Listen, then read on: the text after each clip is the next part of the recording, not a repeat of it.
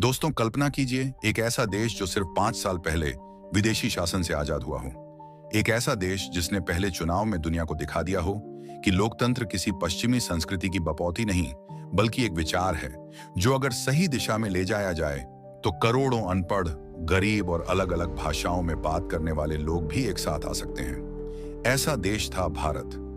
1952 में पहले आम चुनाव के बाद भारत ने लोकतंत्र की नींव तो रख दी, लेकिन असली इम्तिहान तो अब शुरू हुआ था, यह साबित करने का कि वह एक बार नहीं, बार बार लोकतंत्र को निभा सकता है। 1957 जब फिर से देश ने उठाया लोकतंत्र का झंडा, 5 साल के शासन के बाद जब फिर से आम चुनावों की घोषणा हुई, तो दुनिया फिर से भारत की ओर देखने लगी। क्या यह नया राष्ट्र दोबारा शांतिपूर्वक और निष्पक्ष चुनाव करा पाएगा? क्या मतदाता फिर से अपने अधिकारों को समझेंगे और इस्तेमाल करेंगे? क्या यह सिर्फ एक बार की कामयाबी थी या यह एक परंपरा बनने वाली थी? चुनाव आयोग की नई चुनौती, भारत का चुनाव आयोग, जिसकी नींव सुकुमार सेन ने 1950 में रखी थी, अब पहले से कहीं ज्यादा अनुभव के साथ, लेकिन बड़ी जिम्मेदारी के साथ तैयार हो रहा था। पहले चुनाव में सीखने को बहुत कुछ मिला था, जैसे कि महिला मतदाताओं की संख्या कम क्यों रही या फर्जी नाम कैसे हटाए जाएं। अब इन गलतियों को सुधारने का समय था। इस बार मतदाता संख्या बढ़कर 19 करोड़ हो चुकी थी। पहले के मुकाबले ज्यादा लोग जागरूक थे, लेकिन अब उन्हें स्थायी मतदाता पहचान दिलाना था। चुनाव आयोग ने पूरे देश में एक विशेष अभियान चलाया, वोटर कार्ड्स की शुरुआत, जो बाद में भारत की पहचान प्रणाली का मूल बना। संचार के साधन, लेकिन सीमित संसाधन। उस वक्त ना सोशल मीडिया था, ना डिजिटल कैंपेनिंग, ना मोबाइल फोन्स। फिर भी लाखों लोगों तक चुनाव की जानकारी पहुंचानी थी।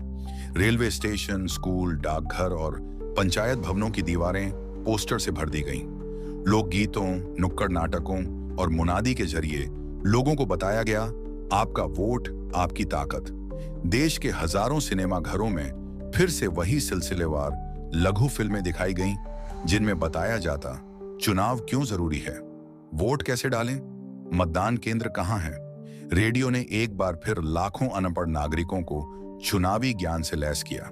राजनीतिक गहमा गहमी और नए समीकरण। 1957 तक आते आते देश की राजनीतिक स्थिति बदल चुकी थी। कांग्रेस अब भी सबसे मजबूत पार्टी थी, लेकिन विपक्ष अब ज्यादा परिपक्व और सक्रिय हो चुका था। Socialist party, Jan Sangh, communist party और स्वतंत्र पार्टी सभी जनता को यह समझाने में जुटे थे कि कांग्रेस का विकल्प भी है। नेहरू अब पहले से ज्यादा अनुभवी प्रधानमंत्री थे, लेकिन उनकी नीतियों को लेकर कई जगहों पर विरोध भी था।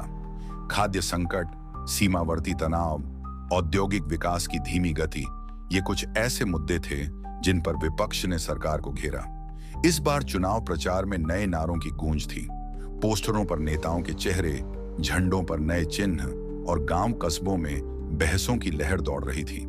महिलाओं की वापसी और जागरूक नागरिक। इस बार चुनाव आयोग ने विशेष प्रयास किए कि कोई भी महिला सिर्फ किसी की पत्नी या बेटी बनकर ना पहचानी जाए। हर महिला को उसका व्यक्तिगत पहचान पत्र दिया गया और घर घर जाकर महिला स्वयं सेविकाओं ने महिलाओं को मतदान की प्रक्रिया समझाई। परिणाम, इस बार 2 करोड़ से ज्यादा महिलाओं ने वोट डाले। एक चुप्पी तोड़ी जा चुकी थी और आवाजें अब लोकतंत्र की दीवारों पर दस्तक दे रही थीं। मतदान केंद्रों की बढ़ती संख्या और तकनीकी सुधार। पहले चुनावों में जहां 2 लाख मतदान केंद्र थे, वहीं 1957 में इनकी संख्या बढ़कर 2,25,000 से अधिक हो गई। पहाड़ों, रेगिस्तानों, नदियों और जंगलों के पार भी अब चुनाव ड्यूटी पर तैनात कर्मचारी पहुंचने लगे थे, कभी पैदल, कभी नाव से और कभी घोड़े या ऊंट पर। इस बार बैलेट बॉक्सों को बेहतर ढंग से सील किया गया।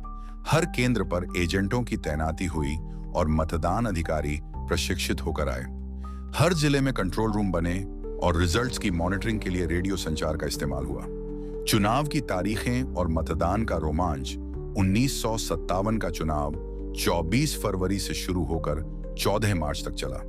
कुल 494 लोकसभा सीटों के लिए मतदान हुआ और साथ में 3000 से अधिक विधानसभा सीटों पर भी चुनाव हुए। कुल 53.2% वोटिंग हुई, यानी अब पहले से अधिक लोग लोकतंत्र में विश्वास जता रहे थे। नेहरू जी ने फिर देश भर में रैलियां की। जयप्रकाश नारायण लोहिया, अंबेडकर के अनुयायी, अच्युत पटवर्धन जैसे नेता देश को एक नया विचार देने में लगे थे। परिणाम और जनता का संदेश, इस बार फिर कांग्रेस ने बहुमत पाया। 494 में से 371 सीटें उनके खाते में आईं, लेकिन विपक्ष ने पहले से कहीं बेहतर प्रदर्शन किया। सीपीआई ने 27 सीटें, सोशलिस्ट पार्टी ने 19 और भारतीय जनसंघ ने 4 सीटें जीती। राज्य विधानसभाओं में भी कांग्रेस का प्रभुत्व बना रहा, लेकिन कई जगह विपक्षी गठबंधन मजबूत हुआ। लोकतंत्र की दूसरी विजय, दूसरा चुनाव कोई सामान्य घटना नहीं थी। यह भारत के लोकतंत्र की परीक्षा थी और यह परीक्षा भारत ने फिर पास कर ली थी।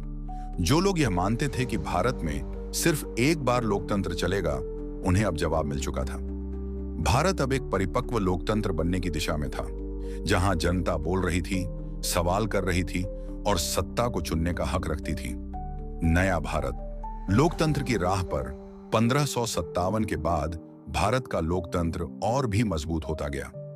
एक के बाद एक चुनावों ने देश को उस दिशा में मोड़ा जहां आज यह 150 करोड़ लोगों का सबसे बड़ा लोकतांत्रिक देश बन चुका है। हर एक वोट, हर एक मतदाता और हर एक चुनाव अधिकारी, सबने मिलकर इस लोकतंत्र की नींव को सींचा। तो अगली बार जब आप मतदान करने जाएं, तो यह मत भूलिए कि उस एक वोट के पीछे हजारों लोगों की मेहनत, सपने और बलिदान छिपे हैं। जय हिंद, वंदे मातरम।